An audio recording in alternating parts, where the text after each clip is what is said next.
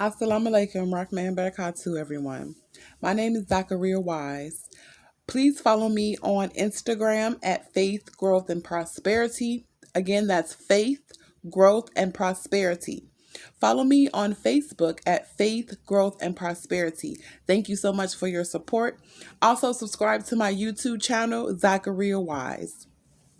Today, I want to talk about women empowerment.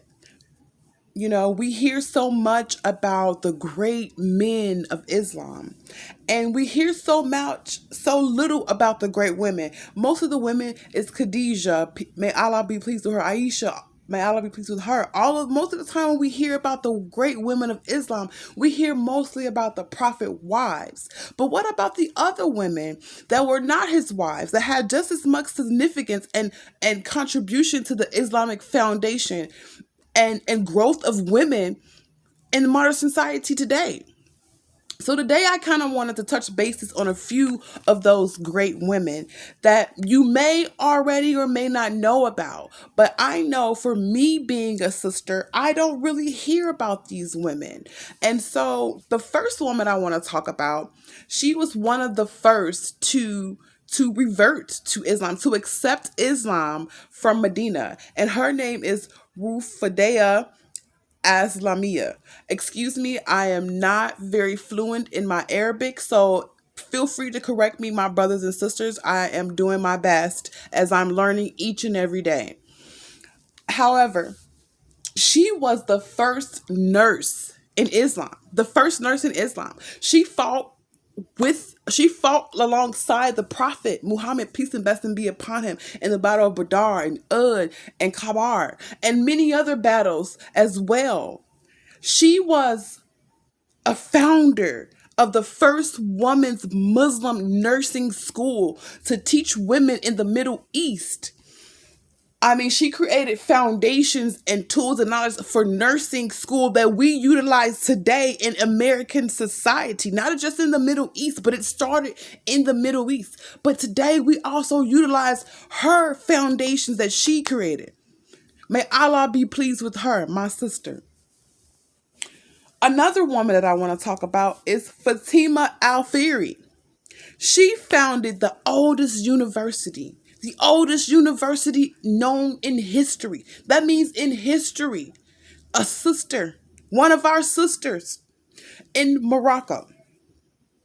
And it's funny because the Europeans came to her school, learned what she was teaching there, and they brought over the Arabic numeric numbers from her school, her foundation.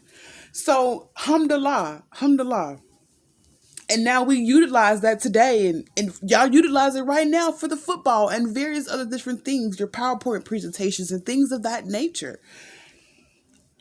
Another lady, her name is not Nana Asmail. Nana Asmail. May Allah be pleased with her. She's a West African sister.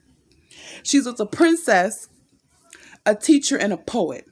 Her father actually was the founder of the Sokoto Caliphate and the Islamic Caliph in West Africa.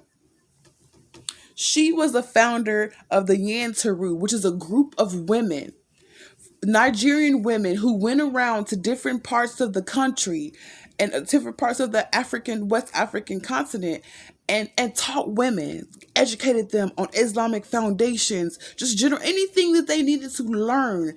It was a group of women that did that for them. Alhamdulillah, may Allah be pleased with those women. The last woman that I want to speak about, her name is Mukhalisa Bubi. She actually was in the 19th century. She was one of the I guess you call it or one of the people who's a movement. She was a movement speaker. I'm sorry, my brain had a fart. Sorry for a second. But she, in the 19th century Russia, she started a movement for modern education because education lacked there for women. So she started a movement, and she became the first Muslim judge, not just the first woman judge, but the first Muslim judge in her time. So that says a lot, and that speaks volumes for us women. I want to continue to empower us women. I'm going to learn more about other women other than just the prophet wives. May Allah be pleased with them all, because they are all great women.